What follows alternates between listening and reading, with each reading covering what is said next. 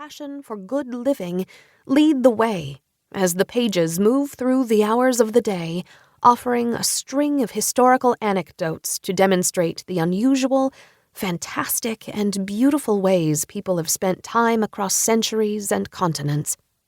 It's an agenda turned upside down in favor of the impractical and the ephemeral.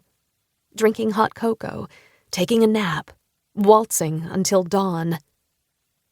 I hope that in some subtle way, this book, like the giddy characters flitting through the margins of a medieval book of hours, provokes a happily warped awareness of how we pass the time, while suggesting some bold and wonderful ways to spend whatever we've got left. 6 a.m. The circus comes to town. In the early dawn, a riverboat calliope's thin song wafted down the banks of the Mississippi River, where 5 sleepy-eyed boys stood barefoot on the cold sand, peering into the distance. It was 1869, and the circus was coming to McGregor, Iowa. When the twinkling ship reached the dock, a muscle-bound, cursing crew clambered off, and wagon by wagon unloaded the entire show, including an elephant whose weight bowed the gangplank. Meanwhile, the boys, sons of a German father called Ruengling, stood mesmerized. "What would you say if we had a show like that?" the eldest, 17-year-old Albert asked his brothers. Later that summer, the boys charged neighborhood kids 10 straight pins admission to their backyard circus. Eventually, they added a billy goat, then a horse, and upped their fee. By 1884, they'd changed their name to Ringling, and soon enough, after hooking up with Barnum and Bailey, their circus was known as the greatest show on earth. At the turn of the century, nearly 100 small circuses crisscrossed the United States, traveling the rivers, roads, and rails, as enthusiasts gathered in the pre-dawn hours to greet them at every stop. "When the circus came to town, we managed to shake out of sleep at 4 o'clock in the morning," poet Carl Sandburg, 1878 to 1967, remembered of his boyhood in Galesburg, Illinois. As soon as his feet hit the floor, he'd grab a slice of bread and butter and sprint off to the yards. Farm families traveled from miles around on circus day. School was canceled, shops closed.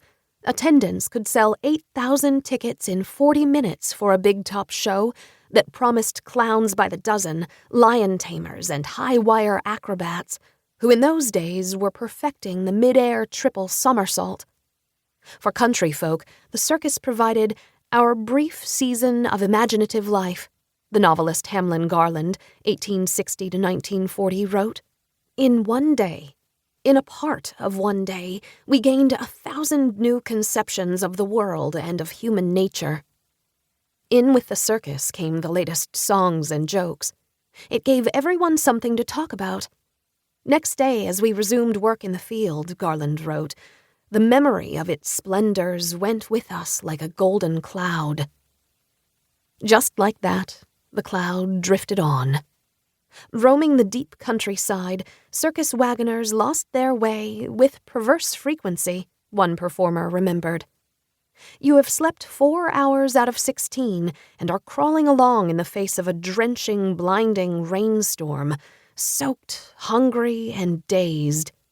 Yet traveling by wagon, one also felt the wild, free, clean abandon of the life, clown Jules Tourneur, died 1931, wrote.